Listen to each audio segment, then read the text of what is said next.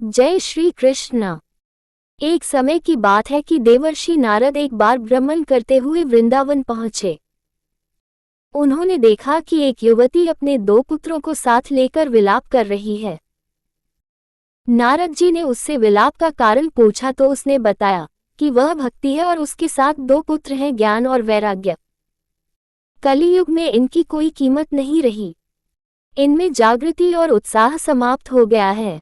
मैं द्रविड़ प्रदेश में उत्पन्न हुई हूँ और कर्नाटक प्रदेश में मेरा विकास हुआ।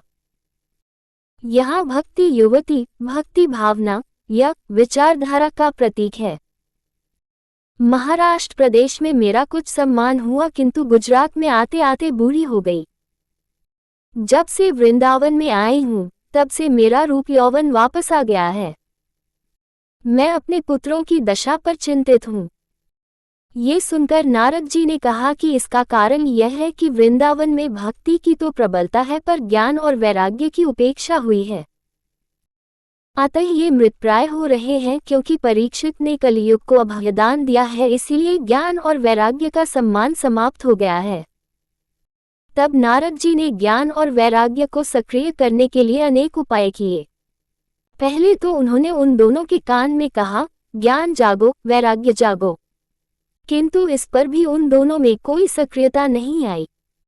तब नारद जी ने वेद, उपनिषद और गीता के मंत्रों का उच्चारण किया। दोनों ने क्षणभर को अपने नेत्र खोले और फिर बंद कर लिए। तब नारद जी ने अनेक महात्माओं से संपर्क किया, किंतु महात्माओं ने वेद उपनिषदों की असफलता पर आश्चर्य प्रकट किया और उन्होंने कोई और उपाय भी नहीं सुझाया। पर नारद जी कब मानने वाले थे? वह घूमते घूमते बद्रिकाश्रम पहुंचे। वहां उनकी भेंट सनकादि ऋषियों से हुई। इन ऋषियों ने नारद जी को बताया कि ज्ञान और वैराग्य को चेतन करने का एक ही उपाय है कि उन्हें श्रीमद् भागवत पुराण की कथा सुनाई जाए। जिस तरह गन्ने से रस और दूध से नवनीत सार रूप में निकलता है, उसी प्रकार वेद और उपनिषदों का सार श्रीमद् भागवत है। वह शीघ्र ही प्रभाव करने वाला है।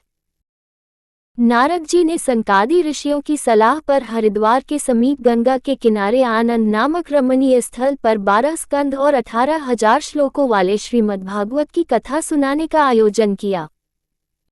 ये कथा सप्ताह तक चली तो भक्ति और उसके दोनों पुत्रों ज्ञान और वैराग्य को नवजीवन और नवयौवन मिला।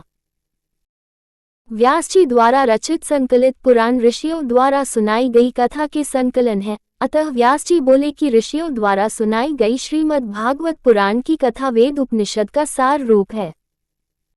ये कथा जीवों का उद्धार करने वाली और मोक्ष प्रदान करने वाली है। ये कथा ऐसी है कि इसे दुराचारी से दुराचारी व्यक्ति भी सुनकर कल्याण को प्राप्त होता है।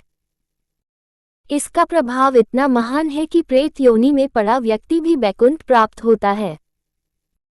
जैसे आत्मादेव नामक ब्राह्मण का दुष्ट पुत्र धुंधकारी वेश्याओं द्वारा मार डाला गया था, वह प्रेत योनि को प्राप्त हुआ। उसका तीर्थों में श्राद्ध करने पर भी उद्धार नहीं हुआ। तब उसके भाई गोकर्ण ने उसे 1 सप्ताह तक श्रीमद् भागवत पुराण की कथा सुनाई और उसका उद्धार किया। जय श्री राम।